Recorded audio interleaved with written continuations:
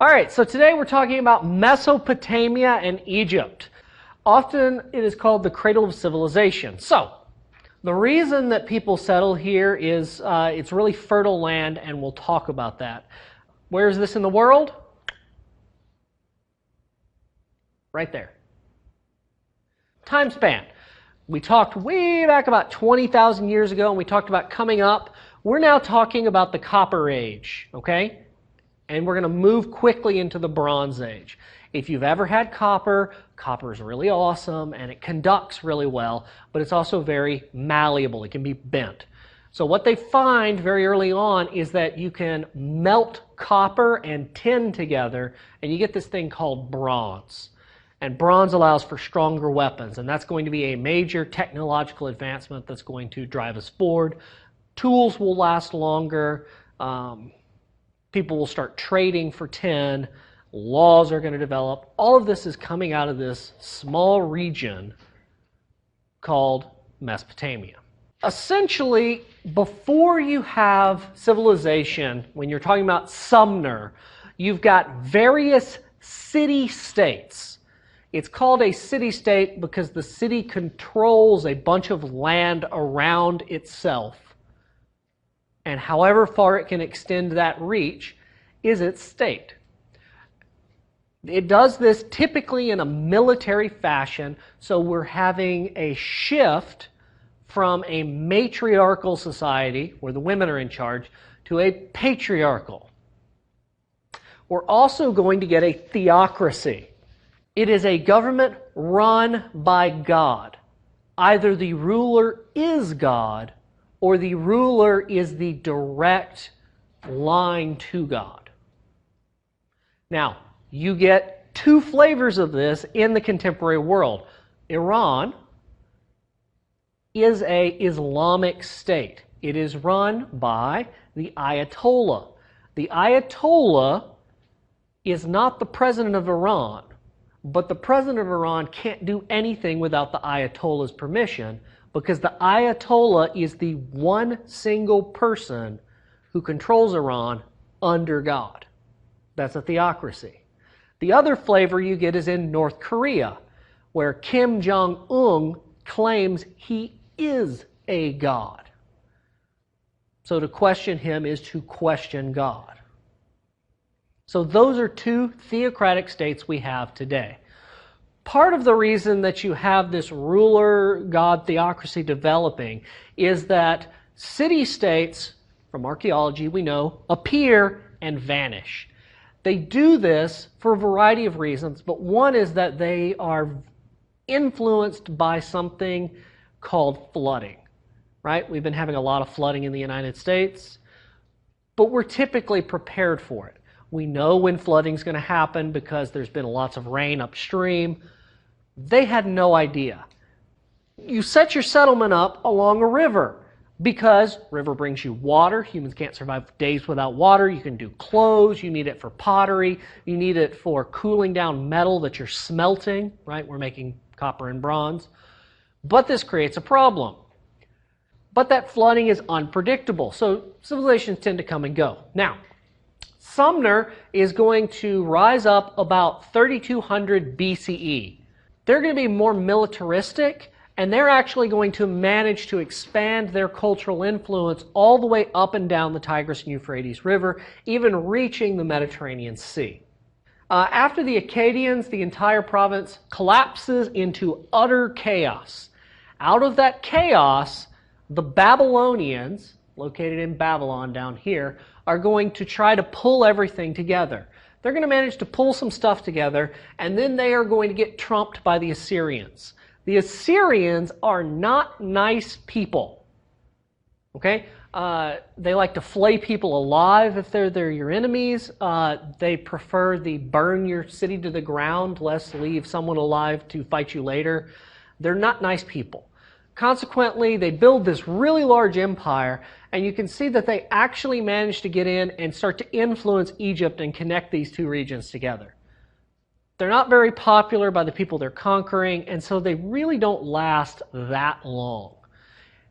All of this weakens everything for the Persians, And the Persians are the people you know from the movie 300 that come in and try to take over the Greeks, and they take over much of the world. In fact, the Persians are really important because they're going to start to expand eastward across Iran, right here, and they're going to get all the way to parts of India and up into the Caucasus Mountains heading into Russia. The extent to which Christianity spreads, the extent to which Alexander the Great is going to spread, is going to be defined on that eastern border by how successful the Persians are. Sumerians, Akkadians, what were they like? Well, they're inhabiting the Tigris-Euphrates base. You can see there's Uruk, some of these lovely towns. Is going to be an important city. They seem to have this really interesting character that emerges early in their history called Gilgamesh. How many of you have ever heard of that name? Good. Final Fantasy or anime? My class? Okay. Anime. Fate Zero? Yeah. Boom. Look at that. Nerds in the house. Okay, so we often use him. He's got a very interesting story because of how he relates to the gods. Now, Mesopotamian god structure is polytheistic. They believe in multiple gods. So there is a god essentially for everything. For example, there's Anu, the god of heaven. And then there is Enlil, the god of the air. And then there's Enki. I like Enki because he's the god of fresh water and male fertility and knowledge. And a city called Eridu. So gods kind of get lots of jobs, right? They are anthropomorphic. Anthropomorphic means human-like. So when they think of the gods, they are thinking of them as people, but really awesome people. So in other words, gods are motivated by the same things that motivate us. This is going to reach its apex when you get Zeus, right, in the Greeks. And Zeus is really only interested in women. Any woman. Sister, daughter, women. And then his wife, amazingly, what do you think shapes her concerns? She's married to a cheating bastard. So everything she does is trying to get back at Zeus for all kinds of different things. This is going to affect the stories of Hercules. She ends up sending a frost one time to kill one of Zeus's lovers after he turns her into a flower so that Hera can't do terrible things to her. But there you go. Alternatively, you're going to have pantheistic thinking emerging. Now, pantheism is going to have an influence in some of the rhetoric that comes up in Christianity and stuff, but that doesn't mean Christianity is pantheistic. Here's the idea of pantheism. God is in everything. Another way to think of this is everything is merely part of God.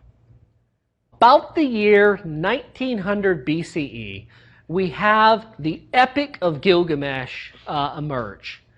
It is the oldest piece of literature that we have anywhere in the world.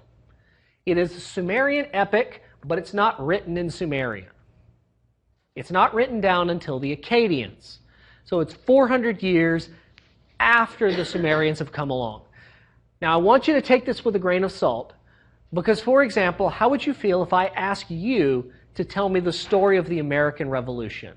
And by the way, the story that you tell me is the version that we're going to pass on to the future. This is going to be the first time. We're going to erase everything else ever written about the American Revolution, and just your story gets to survive. Is that one stone the whole epic? No, this is one of the tablets on which it's told.